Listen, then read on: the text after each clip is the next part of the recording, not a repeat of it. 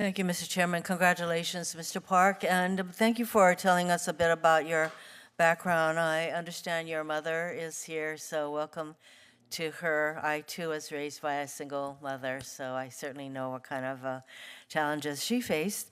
I asked the following question as initial questions of every person who comes before any of the committees on which I sit, and so I will ask you the following two questions. Since you became a legal adult, have you ever made unwanted requests for sexual favors or committed any verbal or physical harassment or assault of a sexual nature? No, Senator. Have you ever faced discipline or entered into a settlement related to this kind of conduct? No, Senator. I know that the COVID-19 pandemic was a very challenging time for our country. Thousands of people were dying every day, and there were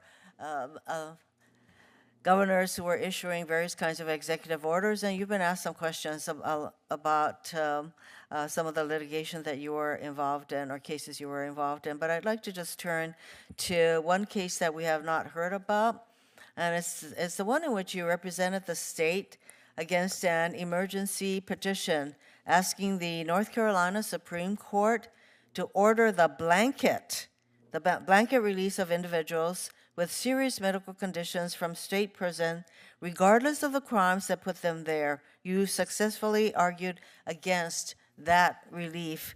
Could you briefly tell the committee about your work on that case? Thank you, Senator. So this was a lawsuit that was brought by the ACLU and other advocacy organizations. I've litigated against the ACLU and similar advocacy organizations in numerous cases. They filed an emergency petition that ultimately the request was to have the release of inmates during the pandemic because their claim was that it was inhumane to house people in close quarters during a pandemic. I was lead counsel in the case. It was one of probably a couple dozen cases where I represented government officials related to claims, four claims related to the pandemic. And we successfully persuaded the North Carolina Supreme Court, which, by the way, had 6 Democratic members and 1 Republican member at the time, to deny the petition.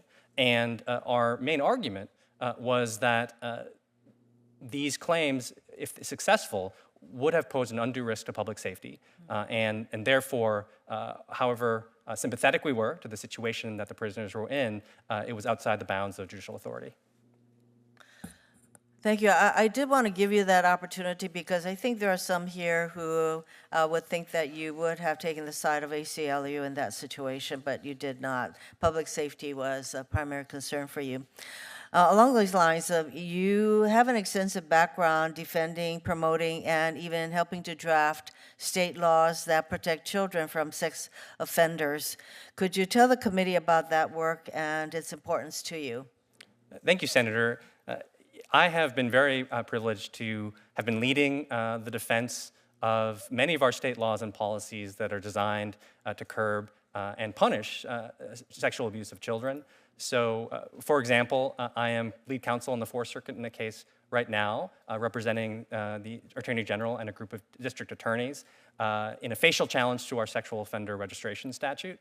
I am defending the Safe Child Act, which you alluded to, which was a landmark piece of legislation that our General Assembly passed unanimously that gave a civil cause of action for victims of child sex abuse to sue their abusers. I'm continuing to represent the state in that case. And I also have handled multiple criminal appeals with charging sex crimes. In fact, the first thing on my to-do list when I get back home to North Carolina is to work on a criminal appeal where the defendant was convicted of, he was 40 years old, of sexually abusing a 13-year-old girl. I also note that there's I think a rather, I don't know if the word infamous applies, but as Solicitor General of North Carolina in the Oldbury case, you persuaded the North Carolina Supreme Court to reinstate a murder conviction arising from the ambush murder of a police officer. Would you like to very briefly talk about a little bit about what happened there? Yes, Senator. And that was an incredibly tragic case where a law enforcement officer, Greg Martin, was murdered in an ambush attack. I ordinarily do not supervise all the criminal appeals, but when we saw that the Court of Appeals, our intermediate appellate court, had vacated this conviction in that heinous crime, I took it upon myself to lend the stature and resources of my office to try to take the case to the Supreme Court and get the conviction reinstated, and we were able to successfully do so. Thank you, Mr. Chairman. I think we have letters of support from various police organizations, and I just want to make sure that those letters are in the record. Without objection, they'll be part of the record. Thank you very much. Thank you. You certainly have my vote. Mr. Park, thank you for